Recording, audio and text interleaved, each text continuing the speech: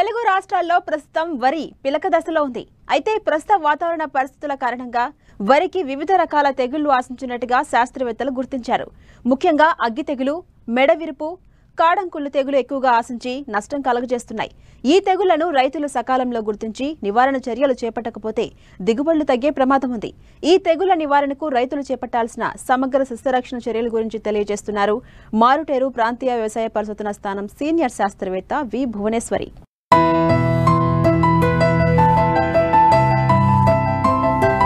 రబీ వరి నాట్లు పడ్డాయి. చాలా చోట్ల ఫిబ్రవరి మొదటి వారం వరకు కూడా రైతులు నాట్లు వేశారు.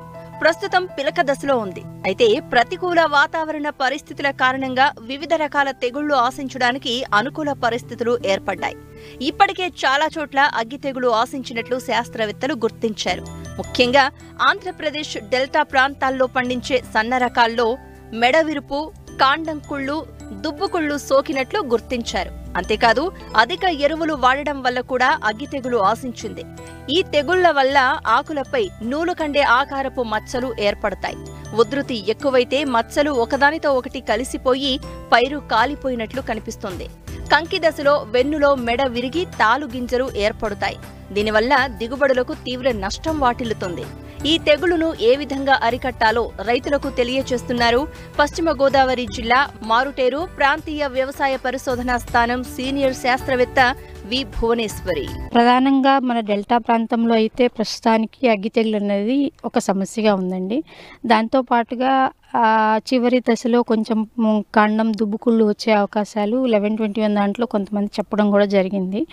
ఈ రెండు కొంచెం సమస్యలుగా ఉన్నాయి. దాంతోపాటుగా చివరి దశలో ఒక్కోసారి రెయిన్స్ ఏమన్నా అన్ఎక్స్పెక్టెడ్గా పడినప్పుడు మానిపండు తెగులు వచ్చే అవకాశం ఉంటుంది. అదే కాకుండా చివరి దశలో నెక్ బ్లాస్ట్ అంటే మెడవిరుపు తెగులు వస్తుంది. కాబట్టి వీటి గురించి కొంచెం జాగ్రత్తలు తీసుకున్నట్లయితే మనం అధిక దిగుబడులు పొందే అవకాశం ఉంటుంది. ప్రధానమైనటువంటి ప్రస్తుత సమస్య అయితే అగ్గి తెగులు అండి. ఈ అగ్గి తెగులు అనేది మనకి బాగా డెల్టా ప్రాంతంలో కూడా కనిపిస్తుంది. అక్కడక్కడ రబీ సీజన్లో వేసిన క్రాప్స్లో కూడా కనిపిస్తుంది. ఈ అగ్గి తెగులు అనేది ప్రధానంగా వరిని పైరిక్లేరియా వరైజే అనే శిలీంధ్రం వల్ల వస్తుందండి. ఈ పైరిక్లేరియా వరైజే అనేది మనకి పంట లేని సమయంలో మనకి కలుపు మొక్కల మీద ఉంటుంది. ఊద, గరిక, గావేరు, ఉర్రంకి మొదలగు కలుపు జాతి మొక్కలపై ఉండి ఈ శిలీంధ్ర బీజాలు మనకి పంట మొదలవ్వగానే ఆకుల మీద పడి మనకి మచ్చలు వస్తాయండి. ఆ మచ్చలు కూడా చిన్న చిన్న మచ్చలు ఫస్ట్ వస్తాయి. తర్వాత ఆ మచ్చలన్నీ కలిసిపోయి మనకి ముదురు గోధుమ రంగుగా మారిపోతాయి. కానీ మధ్యలో భాగము బూడిద రంగులో ఉంటుంది. నూలుకండ ఆకారపు మచ్చలు ఏర్పడడం అనేది అగ్గి తెగులు యొక్క ప్రధాన లక్షణము. ఈ అగ్గి తెగులు ఏర్పడడం వల్ల మా ఆకులన్నీ కూడా కాలినట్లుగా అయిపోతాయి. నర్సరీలో అయితే చాలా ఎక్కువగా వస్తుంది. తర్వాత మనం ట్రాన్స్ప్లాంట్ ఊడ్చిన తర్వాత కూడా ఈ తెగులు లక్షణాలు మనం గమనించవచ్చు. అందుకని ఇట్లా కాలినట్లుగా అనిపిస్తుంది కాబట్టి దీన్ని అగ్గి తెగులు అంటారు. అదే మనకి ట్రాన్స్ప్లాంటింగ్ అంటే ఊడ్చిన తర్వాత చూసినట్లయితే పిలకలు తక్కువ పిలకలు కూడా వేస్తాయి. అదే ఎక్కడైతే స్వర్ణ కానీ బీపీటీ 5204 వంటి రకాలని మనము సాగులో ఉంచుతామో లేదా సీడ్ పర్పస్ కోసం వాడుకుంటున్నామో అలాంటి వాటిల్లో ఈ లక్షణాలు కనిపిస్తూ ఉంటాయి.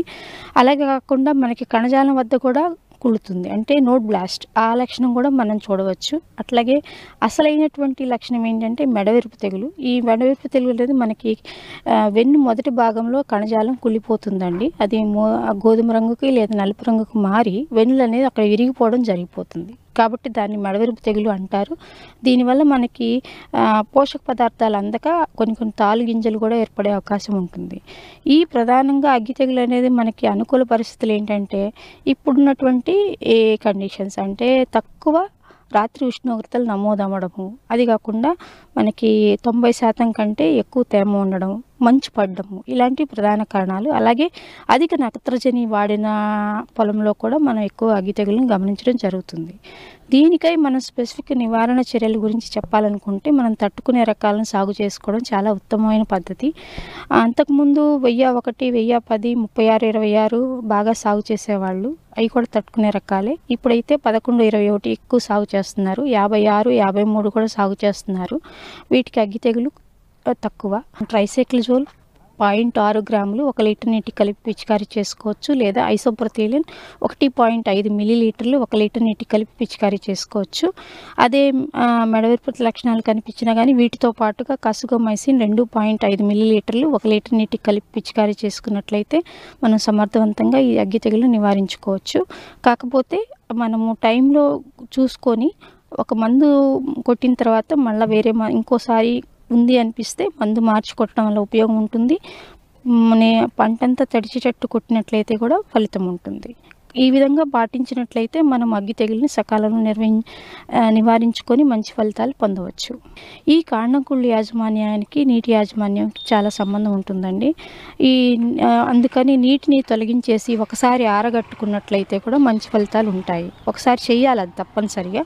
దాంతో పాటుగా మనము నీటిని మార్చుకున్న తర్వాత పొలమంతా తడిచేటట్లుగా టెబ్బికొనజోలు 2 మిల్లీలీటర్లు 1 లీటర్ నీటికి కలిపి పిచికారీ చేసినట్లయితే ఈ కాండం కుళ్ళు తెగుల్ని సకాలంలో నివారించుకోవచ్చు.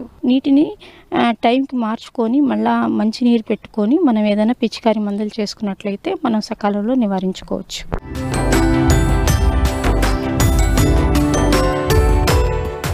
పాడి పశువుల పోషణలో రైతులు ప్రధానంగా ఎదుర్కొంటున్న సమస్య పొదుగువాపు వ్యాధి.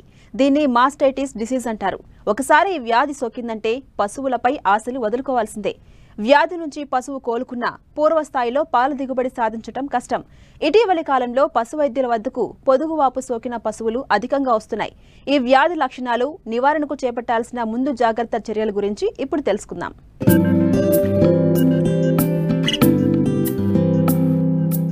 పశువుల్లో సోకే వ్యాధుల్లో అతి ప్రమాదకరమైంది పొదుగువాపు వ్యాధి. ఈ వ్యాధి లక్షణాలను తొలి దశలోనే గుర్తించి నివారించకపోతే రైతులు సంవత్సరం పొడవునా పాల దిగుబడి కోల్పోవాల్సిన పరిస్థితి వస్తుంది. ఒక్కోసారి పశువు కోలుకోవడం కూడా చాలా కష్టమవుతుంది. ప్రస్తుతం పాడి గేదెల ధర భారీగా ఉన్నందున రైతుకు ఆర్థికంగా కోలుకోలేని కష్టం ఏర్పడుతుంది. డైరీ ఫారాల్లో అపరిశుభ్ర వాతావరణం, యాజమాన్య లోపాల వల్ల ఈ వ్యాధి బారిన పడే అవకాశముంటుందని, పొదుగువాపు వ్యాధి లక్షణాలు, నివారణకు తీసుకోవాల్సిన జాగ్రత్తల గురించి తెలియజేస్తున్నారు ఖమ్మం రూరల్ మండలం పశుసంవర్ధక శాఖ assistant surgeon doctor Korlakunta Kishore. పశువుల్లో పొదుగువాపు వ్యాధి ఇది ఇబ్బంది పెట్టేటువంటి వ్యాధిగా మనం చెప్పుకోవచ్చు.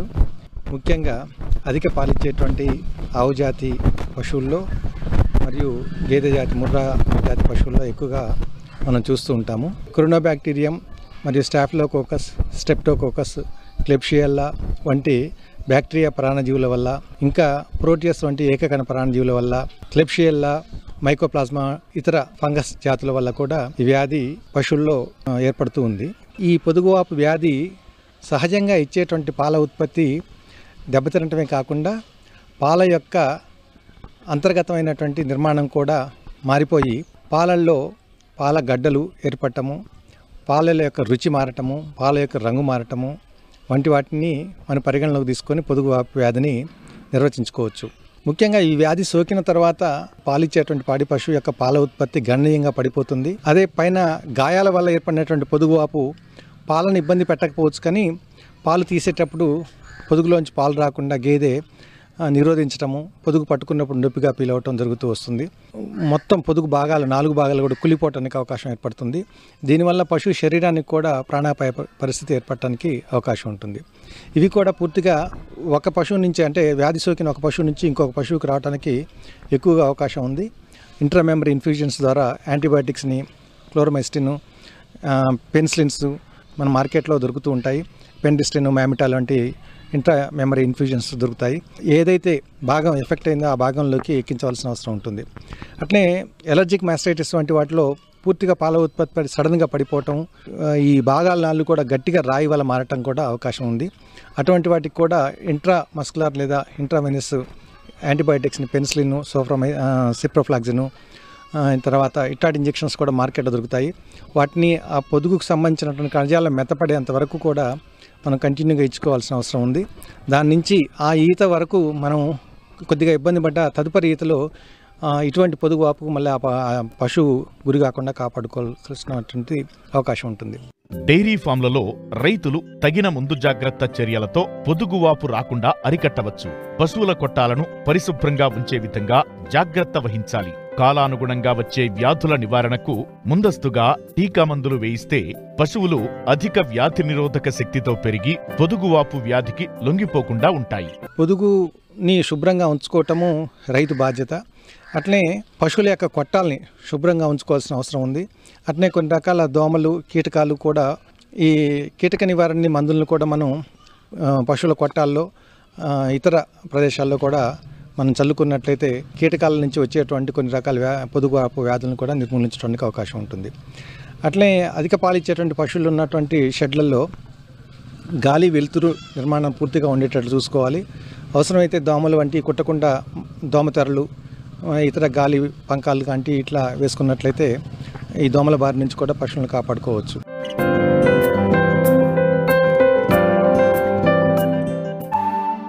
ఒకప్పుడు సాంప్రదాయ పంటలు పండించే రైతులు ప్రస్తుతం పండ్ల తోటలపై దృష్టి సారించారు. వ్యవసాయ రంగంలో పెరిగిన పెట్టుబడులు, మార్కెట్లో సరైన గిట్టుబాటు ధర రాకపోవడం, ఇటు కనీసం పెట్టిన పెట్టుబడులు కూడా రావట్లేదు. దీంతో మార్కెట్ డిమాండ్ను దృష్టిలో ఉంచుకుని పండ్ల తోటల సాగును చేపడుతున్నారు నిజామాబాద్ జిల్లాకు చెందిన ఓ రైతు. అక్కడితో ఆగకుండా అదనపు ఆదాయం కోసం ఈ ఏడాది అంతర పంటగా బంతిపూల సాగు చేపట్టి అధిక లాభాలు పొందుతున్నారు.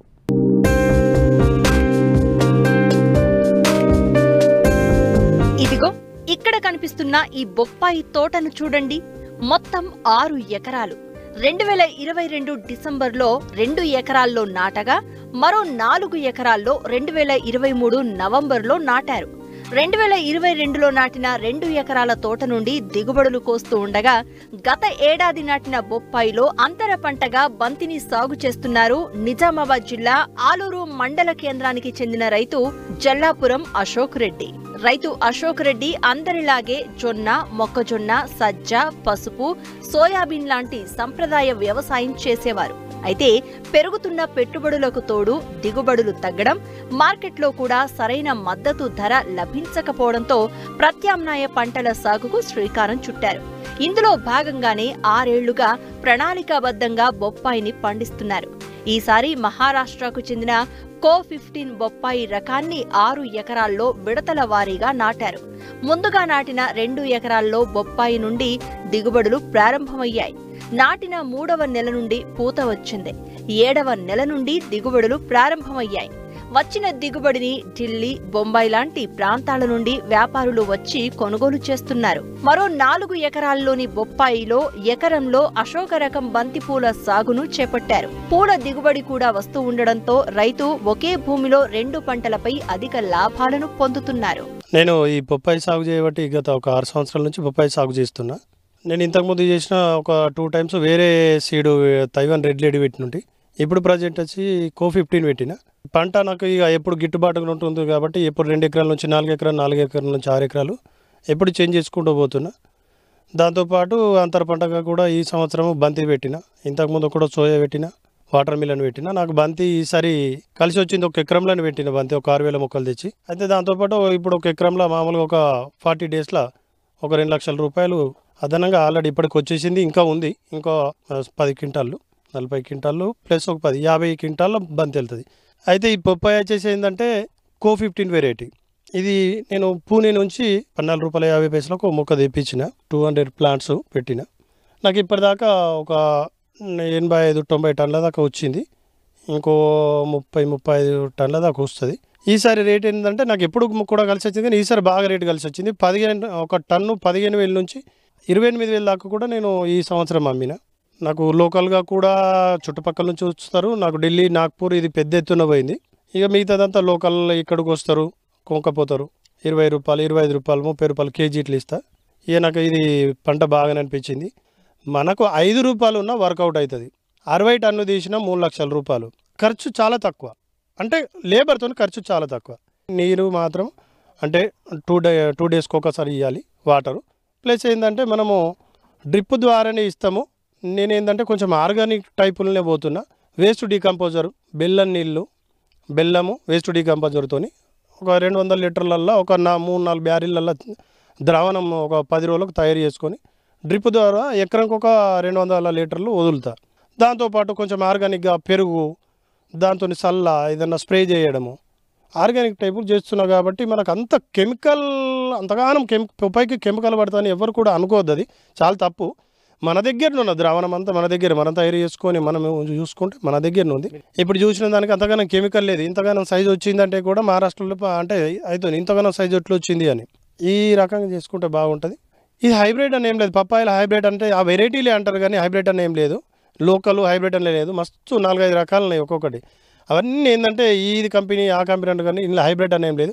ఎగ్దమ్ స్వీట్ ఉంటుంది, సీడ్ ఉంటుంది ఇందులో. ఇది ఎవరు తిన్నా కానీ నా దగ్గర గోంకపోయిన వాళ్ళు, నా దగ్గర తీసుకుపోయిన వాళ్ళు మళ్ళీ అడిగి తీసుకోవచ్చు. నా దగ్గర నుంచి గోంకపోయి ఆ నిజాం వాళ్ళు అమ్ముకున్న వాళ్ళు డాక్టర్లు వాళ్ళు అడుగుతారు, ఎక్కడ వండింది, ఏడుంది, మాకు 5 కిలోలు తింటే 5 కిలోది. ఈ రైతు సాగు విధానానికి చుట్టుపక్కల గ్రామాల రైతులు ఆకర్షితులవుతున్నారు. తోట వద్దకు వచ్చి సాగు మెళకువలు, మార్కెటింగ్ గురించి తెలుసుకుంటున్నారు. భవిష్యత్తులో సంప్రదాయ పంటల స్థానంలో పండ్ల తోటలను సాగు చేస్తామని చెబుతున్నారు. 5-6 సంవత్సరాల నుంచి తన అందరిలాగా వరి, మొక్కజొన్న, పసుపు, సజ్జ ఇటువంటి పంటలు కాకుండా వాణిజ్య పంటలకు వెళ్ళి బొప్పాయి, బంతిపూలు, కర్బూజా, టమాటా, బీరకాయ ఇటువంటి ప్రత్యామ్నాయ పంటలు పండించి కొన్ని లక్షల ఆదాయం పొందుతున్నాడు. పాత పద్ధతులు కాకుండా కొత్త పద్ధతులలో, కొత్త విధానాలలో ఇది చేస్తూ డ్రిప్ ద్వారా అన్ని మందులు అందిస్తూ మంచి దిగుబడి సాధిస్తున్నాడు. మేము కూడా నెక్స్ట్ ఇయర్ నుంచి ఇలాంటి పంటలు వేసి మంచిగా లాభం ఆర్జించాలని అనుకుంటున్నాము. రైతులు కూడా అదే పాత పద్ధతి కాకుండా కొత్త రకంగా ఈ విధంగా వివిధ రకాల పంటలు చేసి మంచిగా లాభాలు పొందాలి. అదేవిధంగా ఇసుంటే వీళ్ళకి మల్చింగ్ కానీ ప్రభుత్వం కూడా, గవర్నమెంట్ కూడా సబ్సిడీలు ఇచ్చి రైతుల్ని ఆదుకోవాలి. అశోక్ రెడ్డి గారు పపాయి పంట బ్రహ్మాండంగా తీస్తున్నారని తెలుసుకొని నేను ఇక్కడికి వచ్చిన ఇప్పుడే. పంట బ్రహ్మాండంగా ఉంది, ఇక్కడ కలుపు నివారణ కూడా బ్రహ్మాండంగా ఉంది. నేను ఇట్లాంటి పొలం ఎక్కడ చూడలేదు. నేను మహారాష్ట్రలో కూడా డిఫరెంట్ ప్లేసెస్ చూశాను, రాయలసీమలో కూడా చూశాను, కానీ ఎక్కడ ఇట్లాంటి ఇంప్రెసివ్ కల్టివేషన్ ఎక్కడ చూడలేదు. ప్రభుత్వం కూడా ఇట్లాంటి రైతులను ప్రోత్సహించాలని నా యొక్క విజ్ఞప్తి. నేను కూడా ఇప్పుడు తొందరలో ఇస్తాను, పపాయ వేయాలనుకుంటున్నాను. ఈ విధంగా పంట మార్పు చేస్తూ పోతేనే రైతులకు మేలు జరుగుతుంది, లాభం గడిస్తారు. 6 సంవత్సరాల నుంచి మేము పప్పాయ పండిస్తున్నాము, చాలా బాగున్నది. ఢిల్లీ వాళ్ళు వచ్చి కటింగ్ చేసుకుంటారు, కూలీలు కూడా అంతా ఓకే, మాకు మంచిగా అంత అవైలబుల్ ఉంది. బంతి సాగు చేసినాం, కర్బూజా సాగు చేసినాం, సోయా సాగు చేసినాం, అన్నీ బాగా నచ్చినాయి మాకు. అంతర పంట అంతా బాగా నచ్చింది మాకు, లాభాలు మంచిగా ఉన్నాయి. బంతి వేసినాము, ఈసారి 2 లక్షలు వచ్చినాయి, ఇప్పటికీ ఇంకా 1 లక్ష దాకా వస్తాయి మాకు. ఇది కొంచెము ఈజీ ప్రాసెస్, కాకపోతే పంపు లెక్క పంట ఈజీ ప్రాసెసే. చేస్తే దీని అనుభవం తెలుస్తుంది, చేయకుంటే మాత్రం బాగా హార్డ్ అనుకుంటారు. మేము చేసుకుంటూ పోతున్నాం కాబట్టి మాకు ఇది తెలిసిపోయింది. దీని గురించి చెయ్యని వాళ్ళకు అబ్బా ఇదంతా ఎట్లా, ఇదంతా పెద్ద రిస్క్ అనుకుంటారు, కానీ చేస్తేనే తెలుస్తుంది. ఏదన్నా కానీ చెయ్యంది తెలియదు, కష్టపడితేనే కదా ఫలితం దక్కేది, కష్టపడంది ఫలితం దక్కదు కదా. అబ్బాయి ఇదంతా చేయగలుగుతామా అనుకుంటే చేయలేము, చేస్తామా అనుకుంటే చేస్తాం, అంతే. సాగు భూమి తగ్గిపోతూ ఉండడం, చిన్న కమతాలు పెరిగిపోవడం వంటి కారణాలతో వ్యవసాయంలో నేడు రైతు మనుగడ ప్రశ్నార్థకమవుతున్న పరిస్థితుల్లో రైతు అశోక్ రెడ్డి ఆదాయం పెంచుకునే దిశగా అడుగులు వేశారు. ఇప్పటికే 2 ఎకరాల్లో వేసిన బొప్పాయి పంట నుండి దాదాపు 110 టన్నుల దిగుబడిని తీశారు. మరో 30 టన్నుల దిగుబడులు చేనుపైనే ఉంది. మార్కెట్లో సరాసరి 15,000కు అమ్మగా 16,50,000 ఆదాయం వచ్చింది. అంటే మరో 30 టన్నులకు 5 లక్షల ఆదాయం వచ్చే అవకాశం ఉంది. అంటే 2 ఎకరాలపై 20 లక్షల ఆదాయం. పెట్టుబడి 2.5 లక్షలు పోగా దాదాపు 17 లక్షల నికర ఆదాయం పొందుతున్నారు. అలాగే 2023 నవంబర్లో ఎకరం బొప్పాయిలో అంతర పంటగా బంతిని సాగు చేశారు. ఇప్పటికే 6 కోతలు కోయగా 40 క్వింటాళ్ల దిగుబడిని తీశారు. మార్కెట్లో సరాసరి క్వింటాల్ 6,000 చొప్పున అమ్మగా 2,40,000 ఆదాయం ఆర్జించారు. మరో 15 క్వింటాళ్ల దిగుబడి వచ్చే అవకాశం ఉంది. మరో 90,000 ఆదాయం వచ్చే అవకాశం ఉంది. బంతికి పెట్టిన పెట్టుబడి కేవలం 40,000 మాత్రమే. ఆధునిక పరిజ్ఞానంతో ప్రణాళికాబద్ధంగా ముందడుగు వేస్తే ప్రతి రైతు లాభాల బాట పడతాడు అని నిరూపిస్తున్నారు.